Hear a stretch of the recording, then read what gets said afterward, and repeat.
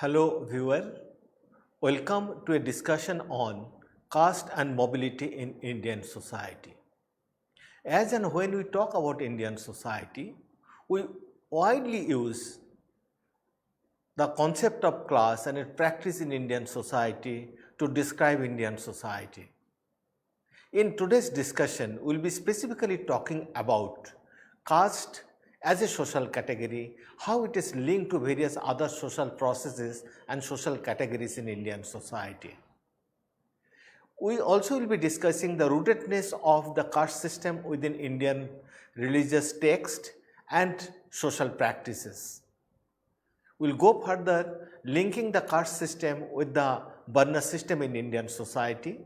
In doing so, we also will be discussing the dimensions of caste system in India. Then we will go further. The later part of our discussion, we will be talking about the channels of mobility within the caste system, caste and inequality, and collective mobilization against the practice of inequality in our society. Let us begin with the caste system and let us contextualize it in Indian society.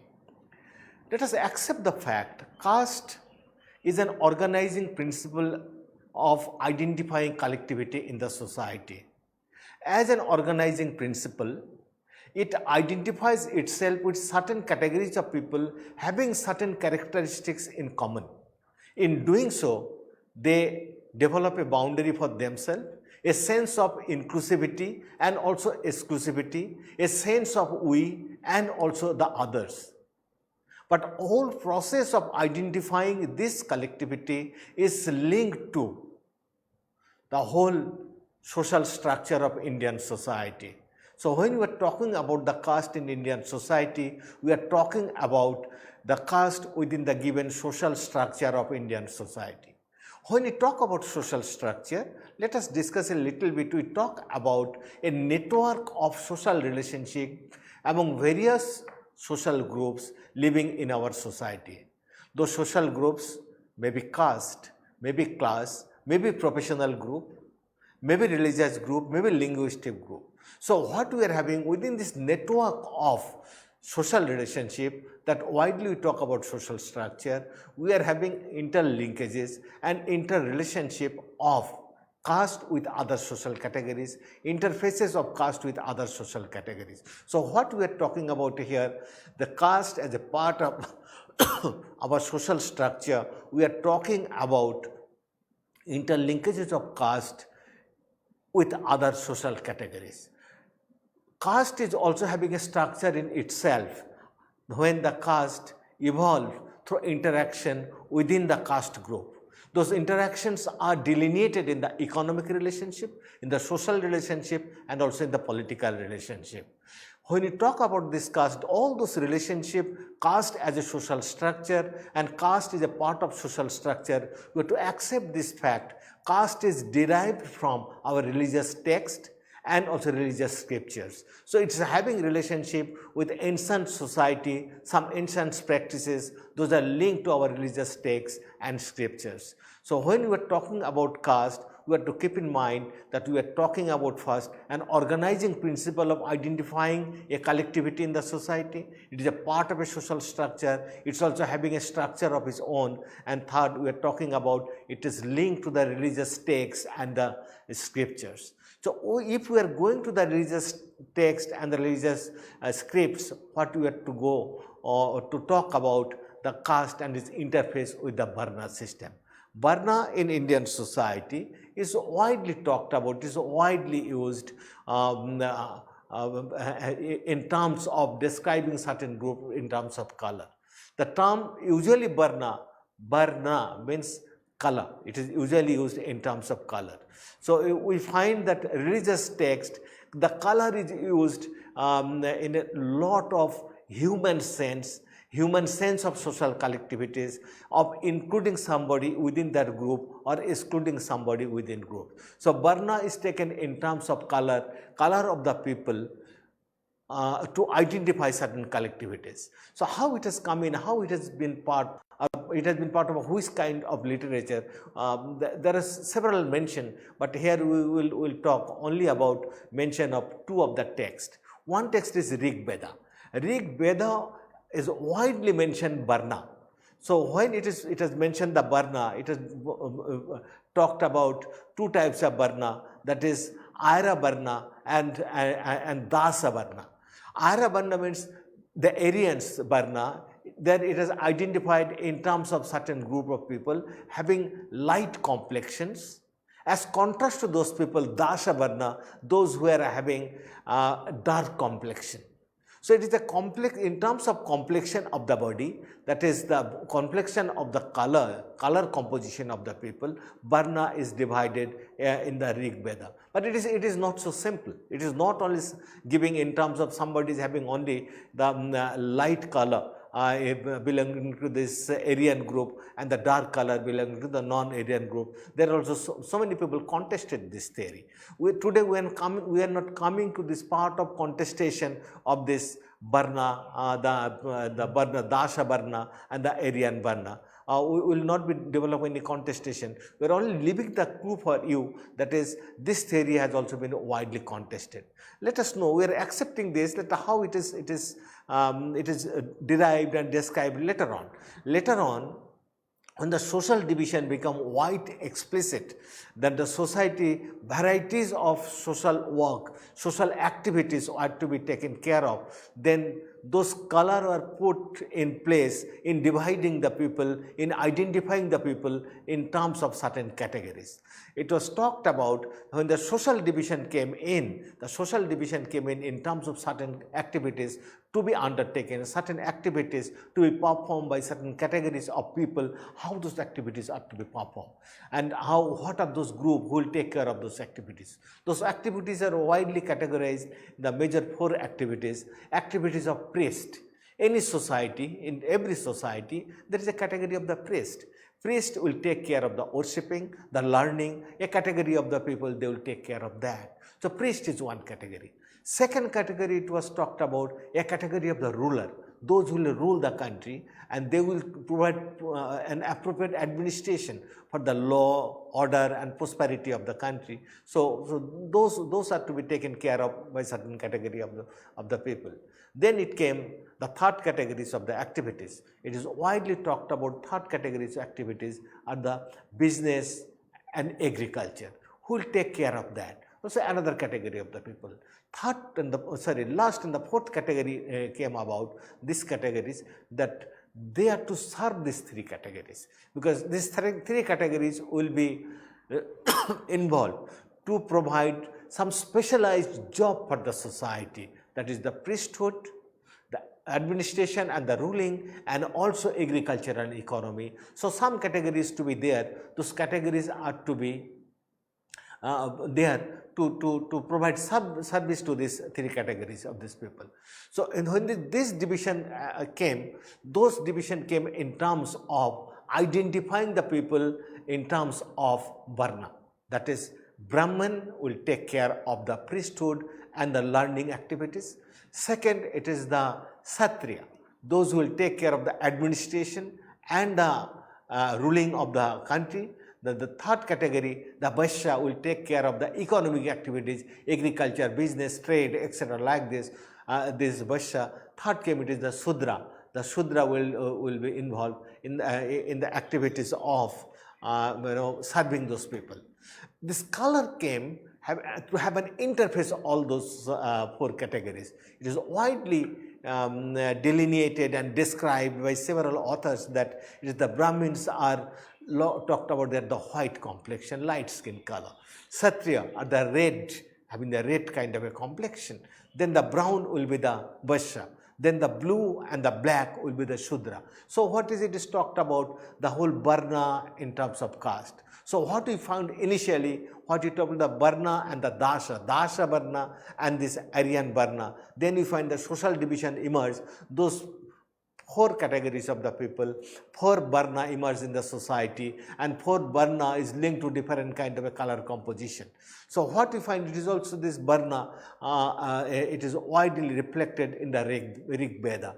Then later on, it is also this Verna Srama, Verna Sram, Verna Dharma. It is widely mentioned in Mahabharata. It is having its place in description even in Gita.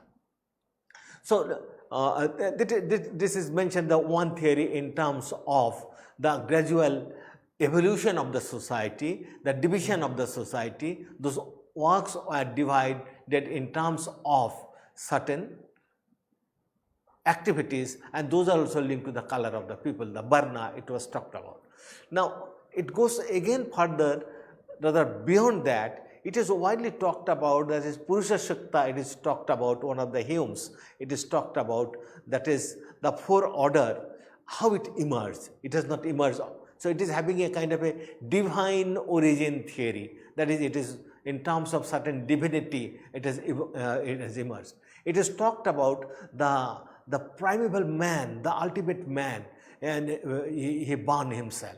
He bound himself for the growth and development of the society. When he burned himself, it is thought of and described that out of when he was burning, out of his burning, the mouth, the Brahmin emerged as an epitome of knowledge, as an epitome of truth and priesthood.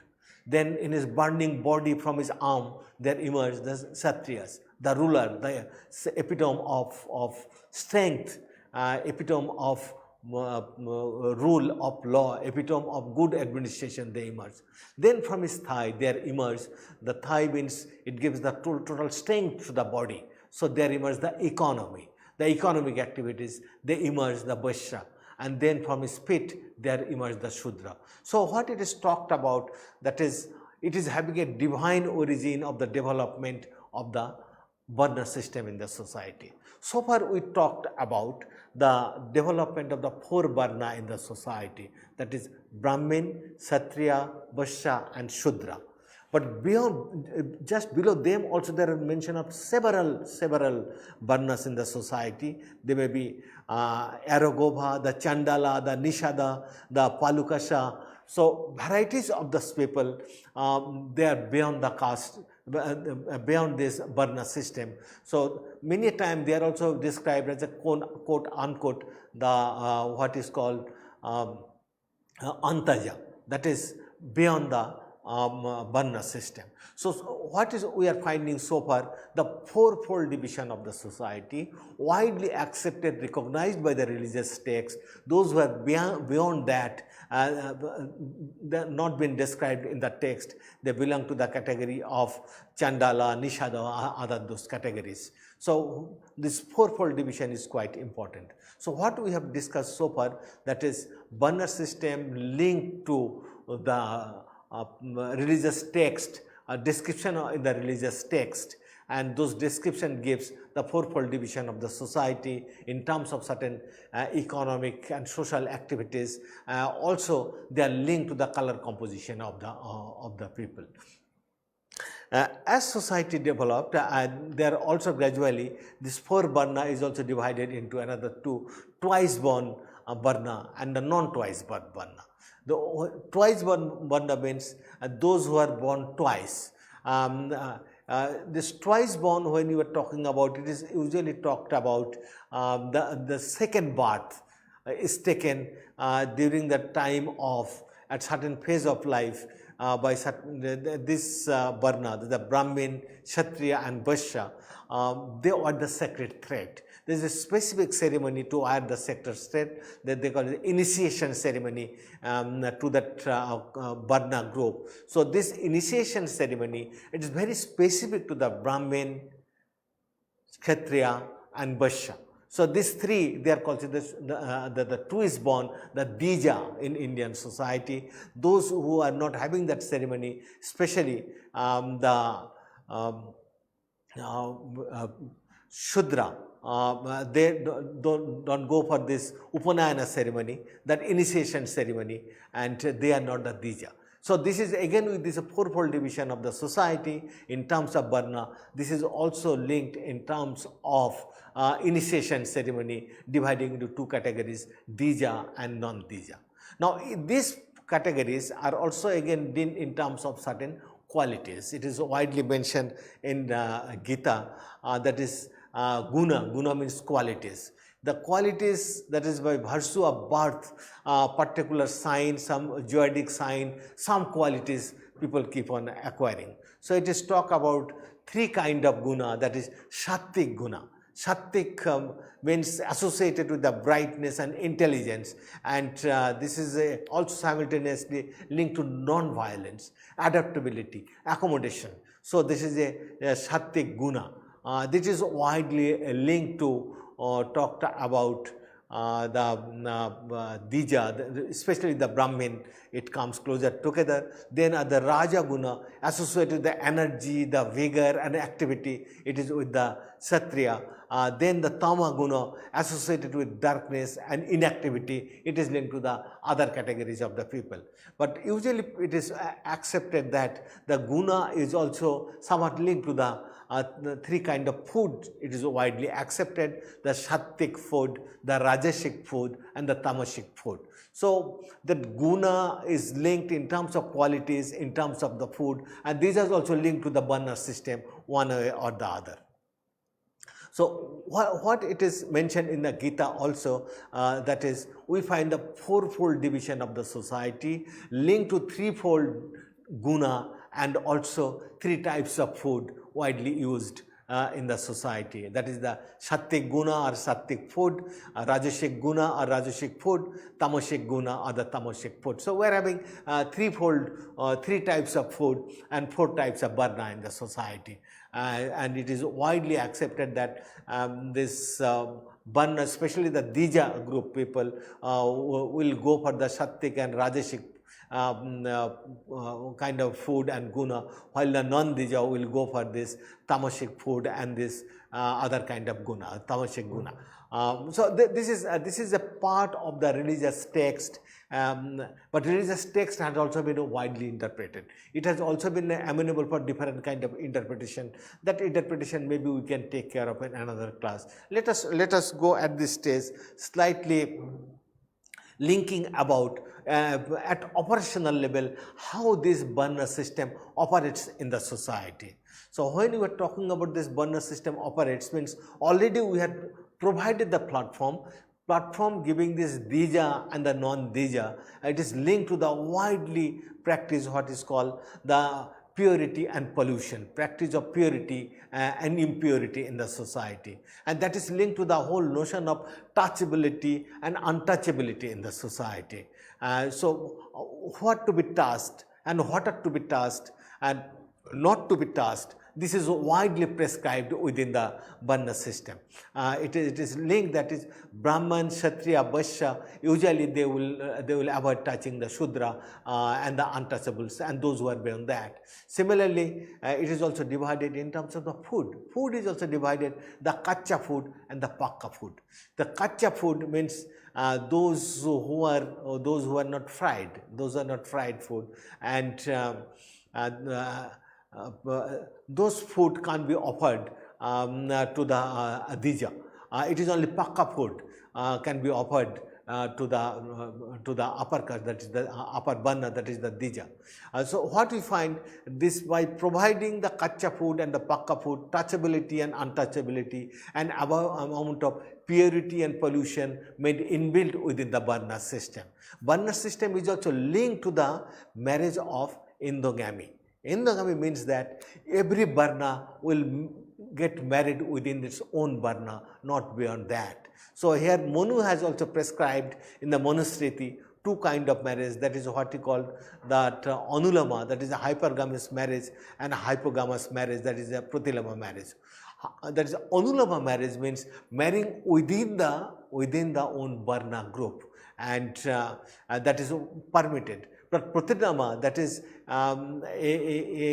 lower caste marrying a higher caste group, that is a Pratilama marriage, that is not acceptable. In the hypergamous marriage, the Anulama marriage, there is also practice an upper caste boy getting married with a upper Varna boys getting married with a lower Varna marriage, that is practiced. But Pratilama marriage, just the opposite, a lower Varna boy can marry a upper Varna girl. So what we find, that is the practice of Anulama and Pratilama, somehow it decides not only the ranking, it also talks about the practice of purity and pollution in the society. So what we find, that is, so far we discussed, it is having an amount of divine origin, number one. It is linked to the religious text, and it is based on age-old practices in the society. That age-old practices somehow brings the whole practice of touchability, untouchability, also the whole element of avoidance and acceptance in the society. Avoidance decides what are the social relationship, social group somebody will have to avoid, and also it talks about what are the social group with whom somebody can interact. So we are having both avoidance and acceptance made inbuilt within the practice of the Varna system. Let us go a little bit about the avoidance. Radha Kamal Mukherjee, one famous sociologist, he identified, looking at its practices at the grassroots level, how this Varna system practices the avoidance, social avoidance, how those, that is avoidance against sitting on a common floor, that is and upper Varna will not sit in the same floor with a lower Varna. So a kind of avoidance. Similarly, upper Varna will not have interdining with the lower Varna, and lower Varna will not have interdining with the upper Varna. Similarly, against the admission to the kitchen, that is, in the kitchen is the one of the sacred place in the society as per the Hindu traditional belief, and the lower caste, the lower Varna will not be allowed to enter. Similarly, the touching the metal pot, the earthen pot, it will not be allowed to touch. Then touching the metal pot, touching the earthen pot, also against mixing in social festival. It is in the social festival they can't intermix. Also there is admitting somebody to go to the interior of the house, there is also another avoidance, it is to be avoided, and against any kind of physical contact, that is the lower Varna can have those kind of physical touch with the upper Varna. So what he has mentioned, that is in social practice, is a practice, this kind of avoidance is followed in the strict order of the what we call the Varna hierarchy.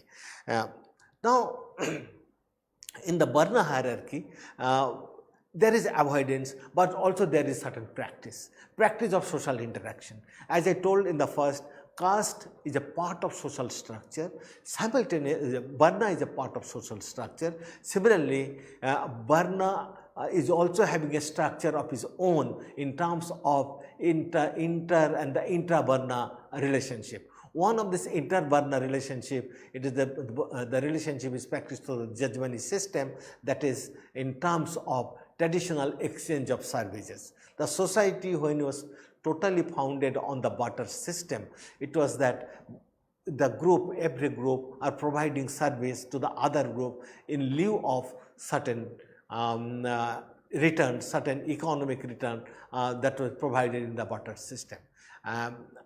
Take into consideration that the Brahmin was giving the service, the priests are giving the service to the other caste.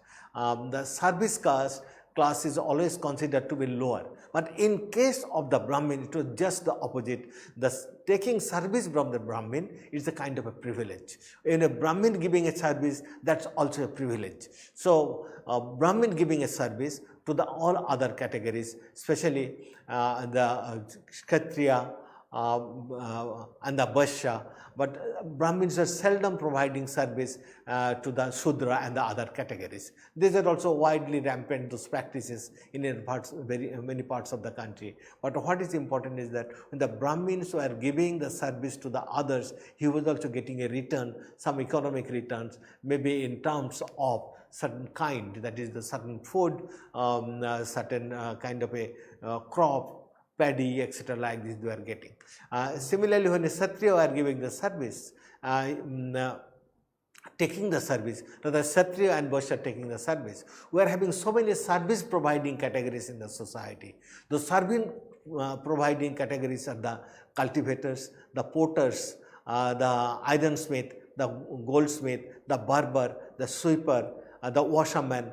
They are the people, they are providing service to the people, to the upper caste. So through this providing the service, by giving and taking the service, a network of relationship was developed. That network of relationship founded on number one, traditional network of relationship that was accepted, that Verna is a given and it is to be accepted, to be practiced, number one. That was a hierarchically arranged, number two, and number three, it was based on the barter system. So when the lower caste was giving, lower Verna was giving service to the upper Verna, they are giving at the end of the year certain amount of paddy, certain amount of other items given to those people yearly for their economic and social security. So what we find in the process, a kind of a pattern interaction, pattern relationship existed among the Verna group in the society. So what we find, there is a kind of two kind of worker. One is the priest, those who are Brahmin who are giving the service, those the priesthood, and the lower caste were considered the Kamin, giving the service to the upper caste. They are considered the Kamin. And in the process, there are an amount of patron-client relationship in the society based on the Verna system. Now let us come to the operational level. At the operational level, the Verna system is executed within the practice of the caste system in the society. And Verna is what we call is a fourfold division of the society, which is having an all India framework. But within each Verna, they are having enormous caste group, and those castes are also hierarchically arranged within each Verna, and it's also having a regional spread in terms of its localized specification. But when we are talking about the caste, every caste is linked to some Verna. That is, either it's to be Brahmin, Kshatriya, Vaishya, or Shudra, or the Antaja, that beyond that. So by accepting that, what we are accepting that, like Verna, caste is also an ascribed social group. It's an ascribed social group. It is operationally available at empirical level in the society. So these are having certain feature. It is more or less those features intersect with the Verna model. But let us go slightly beyond that in analyzing. The first is that a caste system is founded on a ritual hierarchy. Ritual hierarchy means everybody derives its hierarchical position in the hierarchy in terms of the text that's mentioned in the religious text, is mentioned in the rituals and the practices. It's a kind of ritual hierarchy in the society that is widely practiced all over India. So it is a hierarchical arrangement of the society, upper caste, lower caste, middle class, lowest class, all those, we talk about this kind of a caste. Then second is that ascribed occupational specialization. Every caste group is having an ascribed occupation. Brahmin having the priesthood. Similarly, the Vaishya is having the business.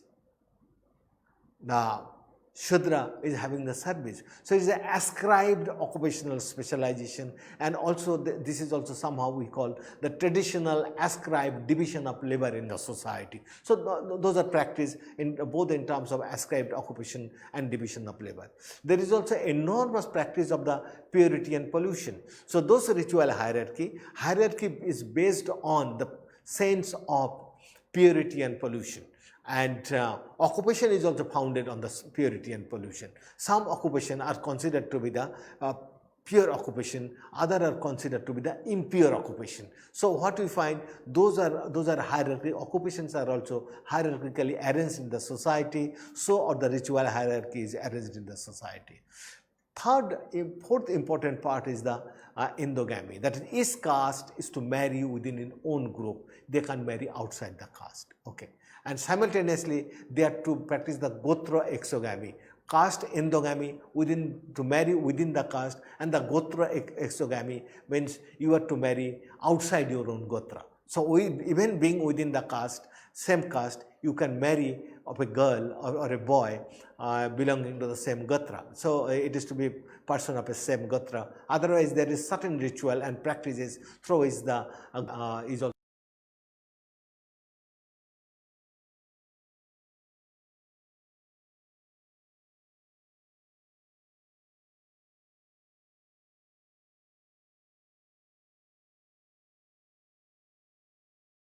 practice of the caste system in the country.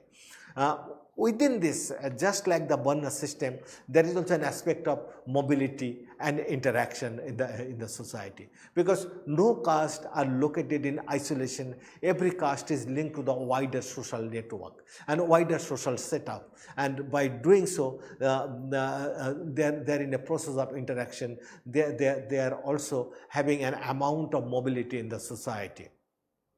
Those mobilities are widely facilitated in Indian society, especially with the advent of modernization, scientific revolution, the modern occupation, education, modern communication. So these have widely facilitated the process of mobility in the society. So within the caste order, there is an amount of mobility we will talk now. That is, we usually talk about caste is a kind of a watertight compartment. That is, it is not possible to change one caste, but is it possible, though not structural, a kind of a positional change in the society, a functional mobility in the society within the caste order. It is widely talked about by M.N. Srinivas, that is, with the advent of the modern education, westernization and modernity, the space of mobility emerged in the society, and many castes, many lower castes, they also become the aspirational caste to have a higher social status in the society. That status they try to locate that within the caste order, that is to claim the status of an upper caste by emulating the lifestyle of the upper caste, emulating in terms of several patterns, emulating in terms of their dressing style, they are changing their language, changing their food habit, changing their social interaction, also at times changing their occupation. So what is happening? A kind of mobility is also available that M.N. Srinivas found that among the lower caste there is a possibility, and there is a practice, there at least there is an attempt of upward mobility following the lifestyle of the upper caste. And what they initially use the term, there is a process of some lower caste following the lifestyle of the Brahmin. He used the term Brahminization, that is, people are trying to be Brahminized, following the Brahminic style of life, Brahminic, reading Brahminic kind of literature, that kind of a dress, accepting vegetarianism, having a social contact of their own varieties. That is a process of Brahminization. He also similarly found another category of the people following the lifestyle of the Kshatriya. So he used the term the Kshatriyization among certain castes. So, but later on, he in 1956, he widely accepted that is where it will be better, because all this lifestyle based on the Sanskritic text, both by the Brahmin and the Kshatriya, so it can be used as Sanskritization. There is a process of Sanskritization among the caste, among the lower caste, those who are trying to emulate the lifestyle of the upper caste. It is widely later on, various scholars also widely pointed out, that is Lingayats of Mysore, they tried to follow the lifestyle of the upper caste. The Ilavans of Kerala, they also try to follow that. The Ramgadis of Punjab, also Rajbangshis of Bengal. Rajbangshis of Bengal is one of the very interesting case. In that case, that is, in Bengal traditionally there is no Kshatriya.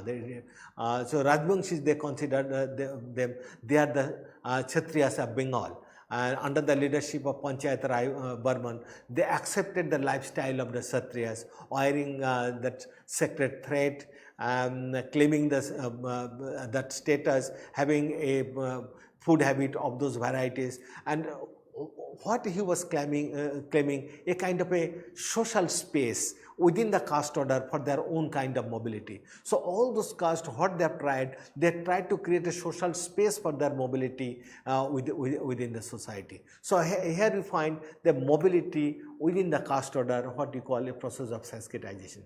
Simultaneously, there was also a process of desanskritization. One scholar mentioned that many a time, maybe because of the numerical strength of the lower caste, many upper caste try to follow the religious practices and other social practices of the lower caste. So there may be a practice of desanskritization. It was widely pointed out in the context of Chhattisgarh, that is, upper caste are following the lifestyle of the lower caste, emulating the lifestyle of the lower caste, a process of desanskritization. So what it shows altogether, there is an aspiration and there was a possibility of mobility within the caste order through the process of Sanskritization.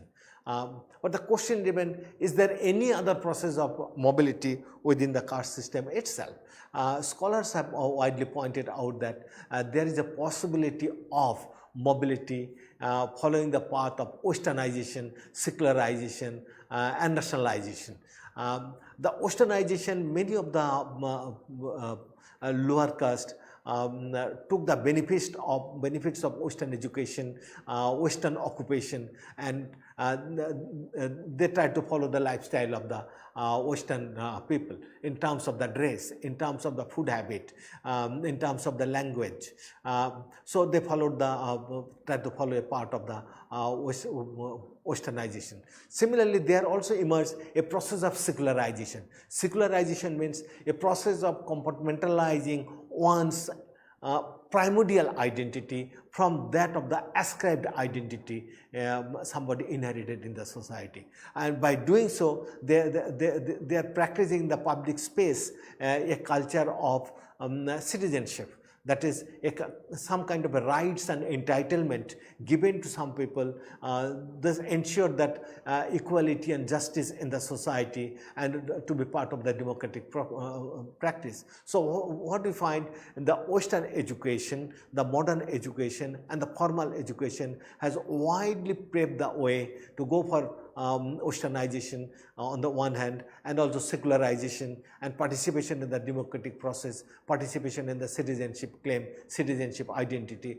rather than a kind of a caste-based identity. What has done this process of westernization, secularization and nationalization? It has changed the character of the caste in many places of the country from a closed system to that an open system. A closed system which is widely based on the ascribed status, the practice of purity of pollution, occupational hierarchy and social hierarchy. That closed system, it became an open system. Open system became, in terms of intercaste marriage, became a phenomenon, number one, and also simultaneously it became a phenomenon of intertwining, phenomenon of social intercourse of varieties of sorts. So what find a closed system gradually opened up because of interpenetration of education, a process of secularization and emergence of democratic citizenship. And gradually this also led to three important kind of dimension. Number one, because of Western education, there also emerged a kind of a dominant caste in the society. The dominant caste that retained the caste character, but simultaneously what they took the benefits of the Western education, the modern profession, modern communication and urban network, and they become a dominant caste within the rural setting. They retain the caste character but become dominant at times politically, economically, and politically and socially, and that also developed an interface with the caste and politics in Indian society. As we understand, the democratic practice of India is not delinked, disembedded from the practice of the caste system, because caste has remained linked in one way or the other with the Indian democratic practices in the exercise of adult franchise, in the selection of the candidates, though apparently it is not practiced, but in essence it is widely practiced. Caste has emerged one of the dominant tool of political empowerment in the society.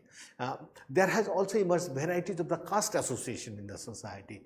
We find there is association of the Brahmin society, there is association of the Kshatriya, association of the Vaishya, association of the Kayastha, the association of the Dalit, association of the other backward classes. Varieties of the caste association has emerged in this society, and they try to play two kind of role. One kind of role, they try to work as a pressure group for the economic, social and political benefits of their own people, and also simultaneously they play another role in mobilizing the people to be aware of the democratic rights and the practices in the society. So it's having two kinds of role of democratic participation, simultaneously the role for collective mobilization in terms of assertion of the caste identities. What has happened at this stage, that is immediately after independence, the caste system has been abolished.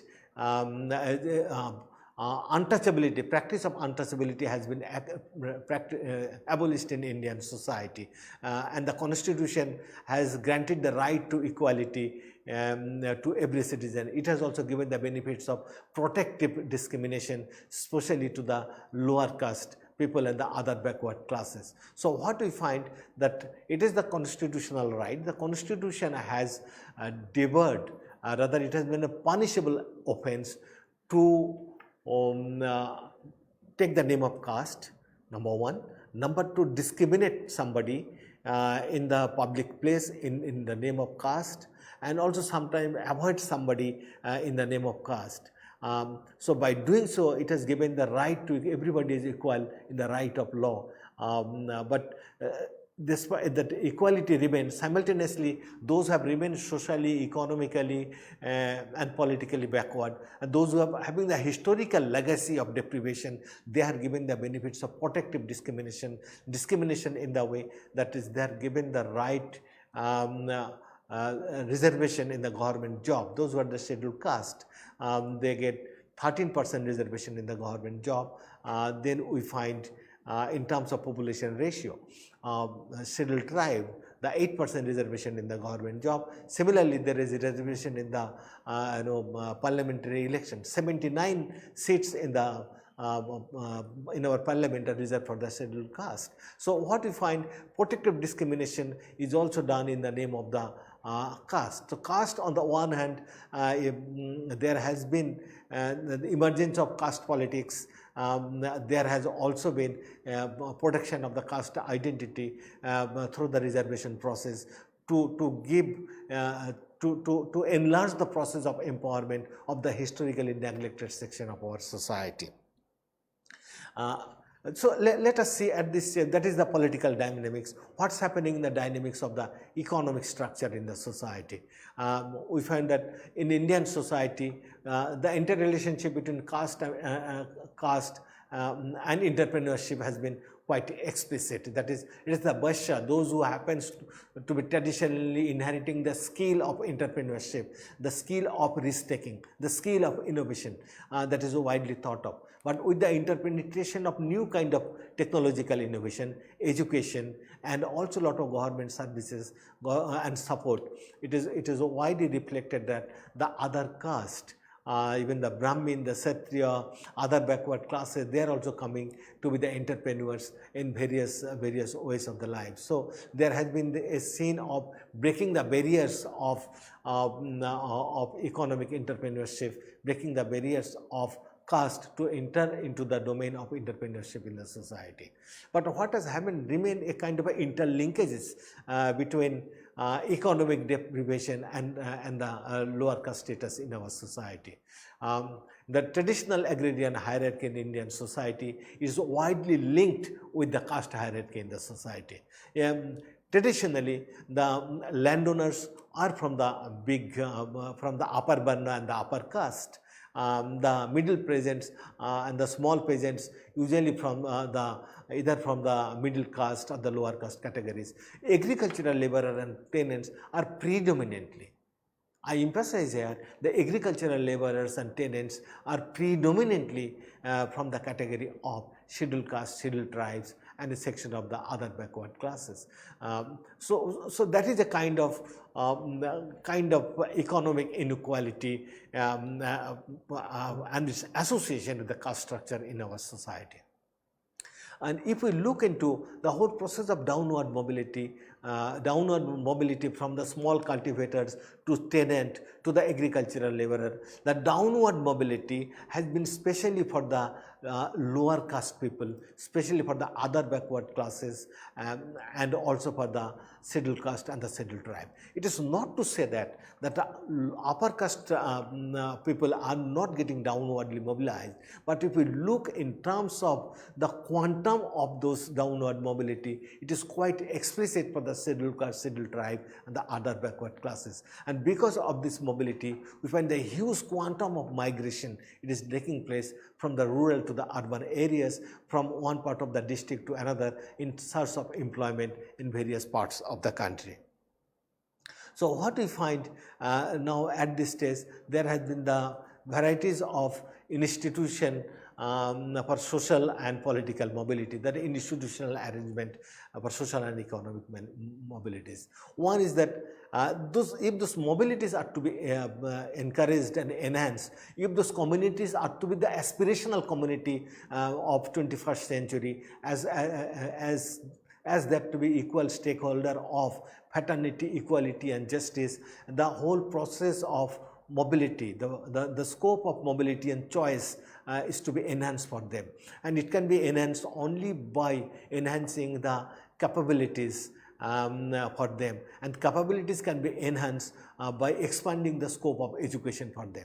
So what has happened, the number of the educational institution has widely increased in our country, and that is making access to education to all segment of the population. As you understand, when we got independence, number of the universities in our country was having less than 100.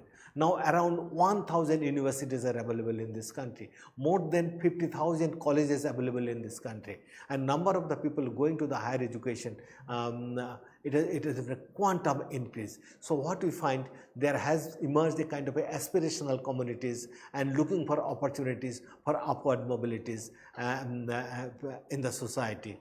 And obviously those aspirations, those were the historically neglected, they are also trying to get an opportunity within the available avenues of employment and education in these societies. So what we find, there has been a kind of opportunities at two levels: opportunities at the level of profession and education, opportunities at the level of political participation.